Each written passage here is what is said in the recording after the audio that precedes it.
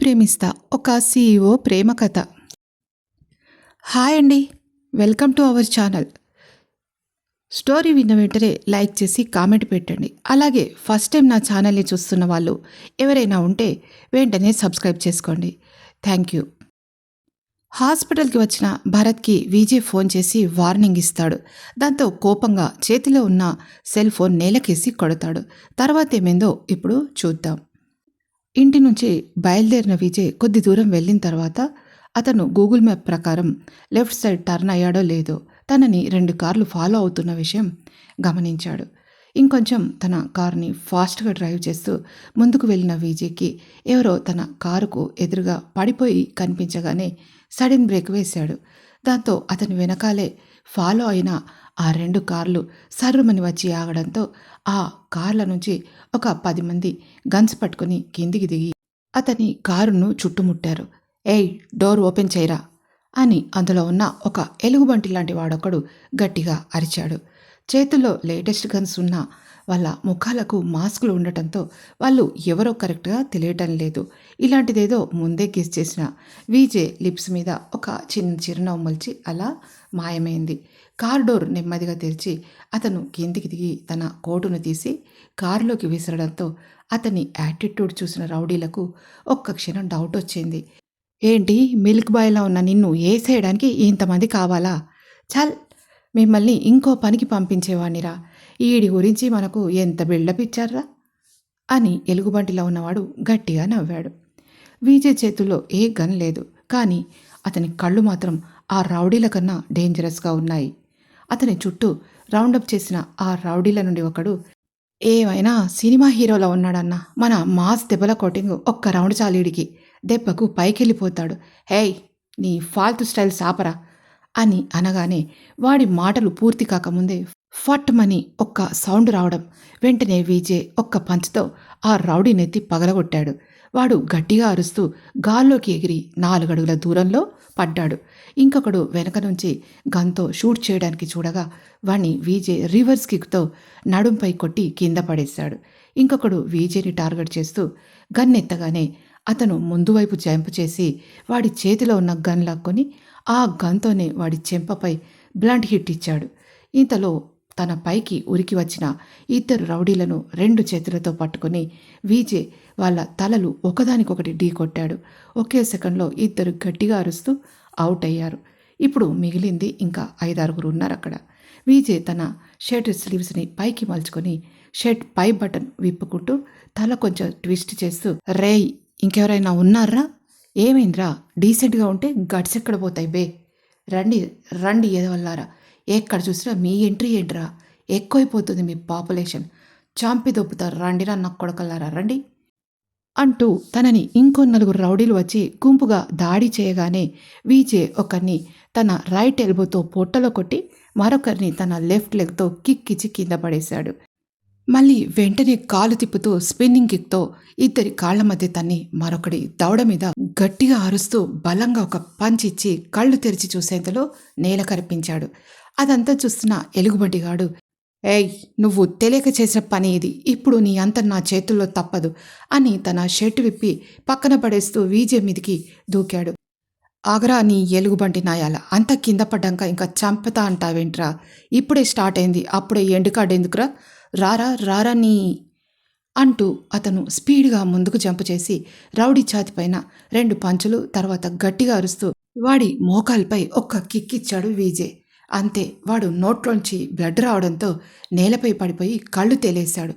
ఒక్కసారి తన కళ్ళను రౌండప్ చేస్తూ కింద పడిన రౌడీలను దాటుకొని కారులోకి తిరిగి ఎక్కడానికి తన కారు డోర్ తెరవాలని చూశాడు విజయ్. ఈలోగా కారు డోర్కి దగ్గరలో కింద పడ్డ రౌడీ లేచి తన దగ్గరున్న నైఫ్తో విజయ్ పైకి దాడి చేశాడు. దాంతో రైట్ హ్యాండ్ అడ్డం పెట్టిన విజయ్ మరో చేత్తో వాడి ముక్కు మీద ఒక్క పంచ్ ఇచ్చాడు. వాడు అరుస్తూ కింద పడ్డాడు. కానీ విజయ్ వీప్పై పొడుగ్గా కొంచెం లోతుగా గీత పడి రక్తం పేరుకుని బయటికి రావడంతో కారులో కూర్చుని స్టార్ట్ చేసిన విజయ్ షర్ట్ పూర్తిగా రక్తంతో తడిసిపోయింది. ఆ ఏరియా సిటీకి చాలా దూరంగా ఉండటం వల్ల అంత దూరం తను కారు నడపలేడనుకున్న విజయ్ వెంటనే పక్క సీట్లో తన ఫోన్ తీసుకొని చూస్తే సిగ్నల్ లేదు. అతి కష్టం మీద కొంచెం ముందుకు తన కారును నడిపిన విజయ్ అక్కడ చిన్నగా ఏదో క్లినిక్ కనిపించడంతో మెల్లిగా కారులోంచి దిగి వెంటనే మహేష్కి ఫోన్ చేశాడు. అటువైపు లిఫ్ట్ చేసిన మహేష్, ఏరా ఇంకా ఎంతసేపు రావేం అని కంగారుగా అడిగాడు. ఒరే బావా, దారిలో చిన్న యాక్సిడెంట్ అయింది, ఇక్కడ ఒక క్లినిక్ దగ్గర ఆగాను, తొందరగా నువ్వు వచ్చేయి అని అడ్రస్ చెప్పి ఆ క్లినిక్లో అడుగు పెట్టగానే అతని కళ్ళు ఆటోమేటిక్గా మూసుకుపోగా అక్కడే ఉన్న చైర్లో దబ్బుమని కూర్చుండిపోతాడు విజయ్. ఆ ఫోర్స్కి అతని చేతిలో ఉన్న ఫోన్ కింద పడిపోయి ముక్కలయ్యింది. ఇక్కడ స్వప్నిక తన మీటింగ్ 4 PM పోస్ట్పోన్ కావడంతో డైరెక్ట్గా ఆఫీస్కి వెళ్ళిపోయింది. తన క్యాబిన్లోకి వెళ్ళిన స్వప్నిక ఒకసారి ఆ మీటింగ్ ఫైల్ని చెక్ చేద్దామని ఓపెన్ చేయగా అది విజయ్ తీసుకువెళ్ళే రాయల్ బ్లూ కంపెనీకి సంబంధించిన ఫైల్ కావడంతో వెంటనే కంగారుగా అతనికి ఫోన్ చేసింది. ఫోన్ నాట్ రీచబుల్ అని వస్తుంది. ఇప్పుడు ఎలా? ఇంకొక 1 అవర్లో మీటింగ్ స్టార్ట్ అవుతుంది అని అనుకున్న స్వప్నిక తనే కారులో ఆ మీటింగ్ వెన్యూకి బయలుదేరింది. మళ్ళీ ఫోన్ చేసింది విజయ్కి ఒకసారి స్వప్నిక. ఇప్పుడు ఏకంగా స్విచ్ ఆఫ్ అని వస్తుంది. దాంతో కంగారుగా మీటింగ్ సైట్కి తనే బయలుదేరింది స్వప్నిక. 10 నిమిషాల్లో మీటింగ్ స్టార్ట్ అవుతుంది అనగా అక్కడికి చేరుకున్న స్వప్నిక విజయ్ కోసం మొత్తం వెతికింది. ఎక్కడా అతను కనిపించకపోవడంతో ఇంకో 2 నిమిషాల్లో మీటింగ్ స్టార్ట్ అవుతుందని టెన్షన్గా కాన్ఫరెన్స్ హాల్లోకి వెళ్ళింది.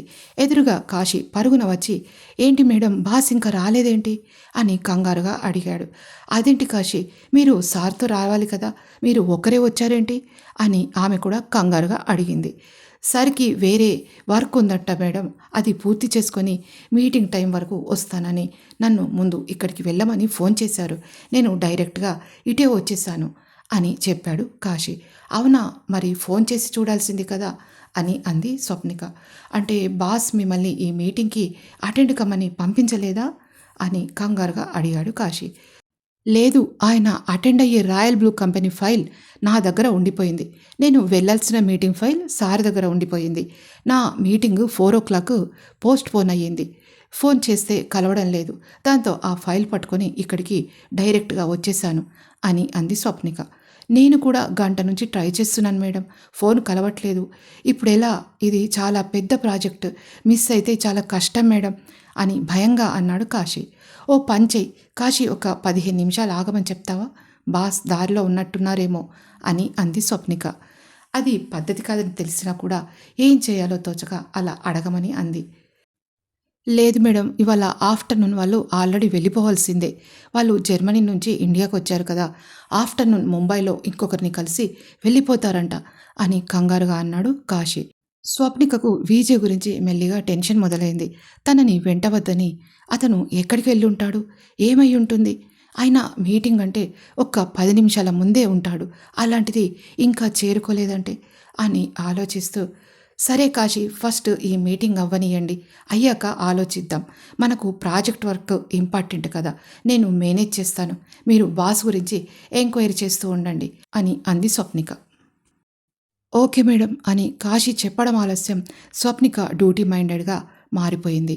ఇక్కడ హాస్పిటల్ దగ్గర ఒక క్యాంటీన్లో కూర్చుని సీరియస్గా ఆలోచిస్తున్న భరత్ వెంటనే తన పాండు వైపు చూస్తూ, అరే పాండు, ఎలాగైనా వాడిని పట్టుకోవాలరా, ఒక పని చేయి, ఇక్కడ ఎవడో ఒక సెక్యూరిటీ గార్డుని పట్టుకొని మొత్తం కూపీలాగు అని అన్నాడు. సారు, పెద్దసారికి ఫోన్ చేసి చెప్పండి, ఆయన ఏమైనా దారి చూపిస్తారేమో అని అన్నాడు పాండు. దాంతో ఎక్కడో కాలిన భరత్ గాడు ఒక్కసారి కోపంగా వాడి వైపు చూస్తూ, ఏరా ఇప్పుడు అన్నయ్యకు ఫోన్ చేయాలా, మైండ్ దొబ్బిందా నీకు, ఇప్పటికీ చెప్పిన పని ఏది చేయట్లేదని ఒకటే దొబ్బులు పెడుతున్నాడు వాడు, ఇప్పుడు ఈ మ్యాటర్ని చెప్పి తిట్లు పడమంటావా ఏంటి అని కసురుకున్నాడు భరత్. అయితే ఇప్పుడు ఏం చేయమంటారు సార్ అని అనుమానంగా అడిగాడు పాండు. ఏం లేదురా, ఫస్ట్ మన ప్రయత్నం మనం చేద్దాం, నువ్వేం చేయాలంటే అని వాడితో ఒక 10 నిమిషాల పాటు డిస్కస్ చేశాడు భరత్. సరే అన్న అని వాడు అక్కడి నుంచి వెళ్ళిపోవడంతో భరత్ కూడా తన ఫ్లాట్కి వెళ్ళిపోతూ, ఎందుకైనా మంచిదని ఒకసారి అన్నయ్యకు ఫోన్ చేసి విజయ్ గాడికి అసలు విషయం తెలిసిపోయిందని చెప్తే ఎలా ఉంటుంది అని అనుకున్నాడు భరత్. వెంటనే వాడి అన్నయ్యకి ఫోన్ చేస్తూ, అన్నయ్య, ఆ విజయ్ గారిని లేపేయడానికి నీకు తెలిసిన గ్యాంగ్స్టర్ని పంపించు, వాడు ఆషామాషిగాడు కాకుండా చాలా గట్స్ ఉన్నోడై ఉండాలి, వాడి దగ్గరికి నువ్వు పంపించే ముందు ఒక్కసారి నాకు కూడా ఫోన్ చేయి, వాణ్ణి ఏసేటప్పుడు వాడి కళ్ళల్లో ఉన్న భయం చూడాలి నేను అని అన్నాడు భరత్. లోపలికి వెళ్ళిన స్వప్నిక ఎదురుగా ఉన్న వాళ్ళకి, hi, this is Swapnika Vijay, CEO from SNS company అని తన్ని తాను పరిచయం చేసుకుంది. ఆమెను ఆశ్చర్యంగా చూసిన ఆ company MD, where is Vijay, మేము ఆయనతో ఈ ప్రాజెక్ట్ డీలింగ్స్ గురించి డిస్కస్ చేయాలని అనుకున్నాం బట్ అని ఆయన కొంచెం ఫీల్ అవుతూ సీరియస్గా అడిగాడు. Mister Gilson, I am the CEO of this company and నేను ఆయన వైఫ్ని కూడా. సో నేనే ఆయన పర్మిషన్తో ఈ మీటింగ్ అటెండ్ అవ్వడానికి వచ్చాను అని స్వప్నిక తన నోటికి వచ్చిందేదో అనగానే, మిస్సెస్ విజయ్ ఇది ఓకే, బట్ అతను నాకు ముందుగా ఇన్ఫామ్ చేయాలి కదా అని అన్నాడు ఆయన. ఓకే మిస్టర్ గిల్సన్, నా పెర్ఫార్మెన్స్ చూడండి, తర్వాత మీరు ఈ ప్రాజెక్ట్ ఇవ్వాలా వద్దా అన్నది ఆలోచించండి ప్లీజ్ అని రిక్వెస్ట్ చేసింది స్వప్నిక. ఇంతలో ఆయన అసిస్టెంట్ ఒకసారి ఏదో అతని చెవిలో చెప్పాడు. దాంతో అది చెప్పగానే ఒక్కసారిగా తన స్పెక్స్ని సర్దుకుని స్వప్నిక వైపు ఐబ్రోస్ ముడిపెడుతూ చూసిన గిల్సన్, వెరీ ఇంట్రెస్టింగ్ అని అంటూ, ఓకే ప్లీజ్ స్టార్ట్ అని అన్నాడు. దాంతో స్వప్నిక కూడా ఆ ప్రాజెక్ట్ వర్క్ గురించి తెలుసు కాబట్టి అక్కడ ఉన్న వాళ్ళతో మాట్లాడుతూ ఒక 1 అవర్ పాటు తన ప్రాజెక్ట్ వర్క్ గురించి డిస్కస్ చేస్తూ ఉంది స్వప్నిక. ఇందులో కాశీ ఫోన్ మోగడంతో బయటకు వెళ్ళిపోయాడు. స్వప్నిక చెప్పిన ప్రాజెక్ట్ రిపోర్ట్ మొత్తం విన్న తర్వాత ఒక్కసారి గిల్సన్ ఫేస్లో ఒక గ్లోతో పాటు ఆయన లిప్స్ చిరునవ్వుతో విచ్చుకున్నాయి. ఓకే వెరీ నైస్, మీ ప్రాజెక్ట్ గురించి మేము ఆలోచిస్తాం, ఈవినింగ్ వరకు ఫీడ్బ్యాక్ ఇచ్చేస్తాం అని అన్నాడు mister Gilson. Okay thank you so much అని స్వప్నిక బయటకు వెళ్ళాలనుకోగా ఆయన అసిస్టెంట్ ఆమె దగ్గరికి వచ్చి, లంచ్ చేసి వెళ్ళండి ప్లీజ్ అని అన్న అతని మాటలకు, సారీ అండి అర్జెంటుగా వెళ్ళాలి అని రిక్వెస్ట్ చేసి బయటకు వచ్చిన స్వప్నికకు ఎదురైన కాశీ, మేడం లంచ్ చేస్తారా అని అడిగాడు. లేదు కాశీ, నాకు చాలా టెన్షన్గా ఉంది, ఇప్పుడు లంచ్ చేయడం నాకు అసలు ఇంట్రెస్ట్ కూడా లేదు. ముందు విజయ్ నుండి కాల్ కానీ మెసేజ్ కానీ ఏదైనా వచ్చిందా అని కంగారుగా అడిగింది స్వప్నిక. లేదు మేడం, ఒకసారి ట్రై చేశాను కానీ స్విచ్ ఆఫ్ అనే వస్తుంది అని అన్నాడు కాశీ. సరే మరి ఇంకో గంటలో నాకు మరో మీటింగ్ ఉంది, అది అటెండ్ చేసి నేను ఆఫీస్కి వెళ్తాను, నువ్వు ఇప్పుడు ఆఫీస్కి వెళ్ళు, నీకు బాస్ గురించి ఏ ఇన్ఫర్మేషన్ తెలిసినా వెంటనే నాకు ఇన్ఫామ్ చెయ్యి అని అక్కడి నుండి బయటపడింది స్వప్నిక. ఆమె అక్కడి నుండి బయటపడిందన్న మాటే కానీ ఆమె మనసులో లేదు. విజయ్ నుండి ఎలాంటి ఇన్ఫర్మేషన్ రాకపోవడంతో ఆమె ఆలోచనలు ఎక్కడెక్కడికో పోతున్నాయి. కొంపదీసి కొంపదీసి ఎవరైనా అతన్ని అని ఆలోచించడానికే భయంగా ఉంది ఆమెకి. ఇంతలో స్వప్నిక ఫోన్ రింగ్ అవడంతో ఆ ఫోన్ అది విజయ్ నుంచి కావచ్చు అనుకుని ఫోన్ తీసి చూడగా అది సీతాలు నుంచి వచ్చిన ఫోన్. వెంటనే కాల్ లిఫ్ట్ చేసి, సీతాలు చెప్పు, అంతా బాగానే ఉంది కదా అని అడిగింది. అదేనమ్మా, మీకోసమే చూస్తున్నాను, భోజనం టైం దాటిపోయింది, ఇంకా మీరు రాలేదని ఫోన్ చేశాను అని అంది సీతాలు. ఇప్పుడు ఒక మీటింగ్ ఉంది, అది అటెండ్ అయ్యాక డైరెక్ట్గా మన ఇంటికే వస్తాను, ఎవరైనా వచ్చారా ఇంటికి అని అడిగింది భయంగా స్వప్నిక. లేదమ్మగారు, ఎవరూ రాలేదు, మీకోసమే నేను ఎదురు చూస్తున్నాను అని అంది సీతాలు. సీతాలు ఫోన్ కట్ చేసిన స్వప్నిక ఒక 5 నిమిషాల్లో మీటింగ్ స్పాట్కి వెళ్ళిన ఆమెకు ఎదురొచ్చిన కాశీని చూసిన స్వప్నిక, ఏంటి కాశీ, నువ్వు కూడా ఇక్కడ ఆఫీస్కి వెళ్ళలేదా అని ఆశ్చర్యంగా అడిగింది. వెంటనే, అంటే మేడం, బాస్ నాకు ఫోన్ చేశారు, ఇప్పుడు మీరు మీటింగ్కి వెళ్ళాల్సిన ఫైల్స్ తన దగ్గరే ఉన్నాయని వాటిని తీసుకొని మీకు ఇమ్మని చెప్పారు అని అన్నాడు కాశీ. మీటింగ్ టైం అవ్వడంతో టెన్షన్గా ఉన్న కాశీని అంతగా గమనించకుండా ఆ ఫైల్ తీసుకుని మీటింగ్ అటెండ్ కావడానికి వెళ్ళిపోయింది స్వప్నిక. సాయంత్రం 6 అవుతూ ఉండగా మీటింగ్ కంప్లీట్ అయ్యి సక్సెస్ కావడంతో అలసటతో కూడుకున్న సక్సెస్ చిరునవ్వుతో బయటకు వచ్చిన స్వప్నికకు ఎదురైన కాశీ, మేడం ఇప్పటికైనా లంచ్ చేద్దాం మేడం అని కాశీ బ్రతిమలాడినా వినిపించుకోకుండా, ఇప్పుడు చెప్పు కాశీ, మీ బాస్ నీకు ఎక్కడి నుంచి ఫోన్ చేశారు, నువ్వెందుకంత టెన్షన్గా ఉన్నావు చెప్పు అని అడిగింది స్వప్నిక. మేడం ముందు లంచ్ అని అంటున్న అతన్ని మధ్యలో ఆపిన స్వప్నిక, ముందు నువ్వు మీ బాస్ గురించి చెప్పు, అప్పుడు లంచ్ చేస్తాను అని గట్టిగా అంది. దాంతో నీళ్లు నమిలిన కాశీ, మేడం బాస్ మీరు లంచ్ చేస్తేనే చెప్పమని అన్నారు అని అన్నాడు. దాంతో కోపంగా చూస్తూ, చూడు ఆయన ఫోన్ ఇంకా స్విచ్ ఆఫే వస్తుంది, నీతో మాట్లాడిన మనిషి నాతో మాట్లాడితే తప్పేంటంట, నేను అసలు లంచ్ చేయను కాక చేయను, నా గురించి మీరంతా ఏమనుకుంటున్నారు అని కళ్ళల్లో నీళ్లు తెచ్చుకుంటూ అడిగింది స్వప్నిక. అలా ఆమెను ఆ సిచ్యువేషన్లో చూసిన కాశీకి కూడా చాలా బాధ అనిపించింది. ఏం చేయాలో తెలియక సతమతమవుతూ దిక్కులు చూస్తూ ఉండగా అప్పుడే కాశీ ఫోన్ రింగ్ అవడంతో అది లిఫ్ట్ చేసిన అతను వెంటనే స్వప్నికకు ఇస్తూ, మేడం మీకే కాల్ అని అన్నాడు కాశీ. అది ఖచ్చితంగా విజయ్ నుండే వచ్చిన ఫోన్ అనుకొని గెస్ చేసిన స్వప్నిక వెంటనే ఫోన్ తీసుకుని, ఏయ్ ఏంటి అసలు నువ్వు ఏమనుకుంటున్నావు నా గురించి? మార్నింగ్ అనగా వెళ్ళి ఇప్పటి వరకు ఫోన్ చేయకుండా నీ ఫోన్ స్విచ్ ఆఫ్ పెట్టుకుంటే నేను ఏమనుకోవాలి?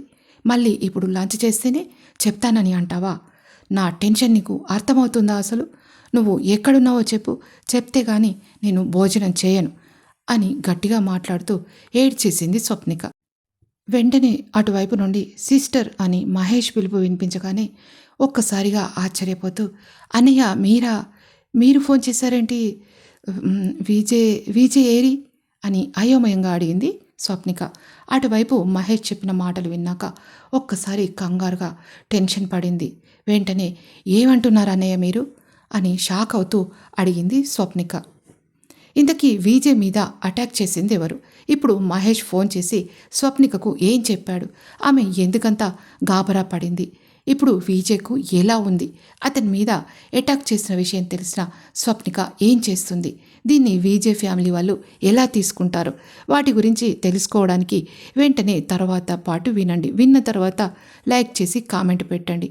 అలాగే ఫస్ట్ టైం నా ఛానల్ని చూస్తున్న వాళ్ళు ఎవరైనా ఉంటే దయచేసి వెంటనే సబ్స్క్రైబ్ చేసుకోండి. Thank you.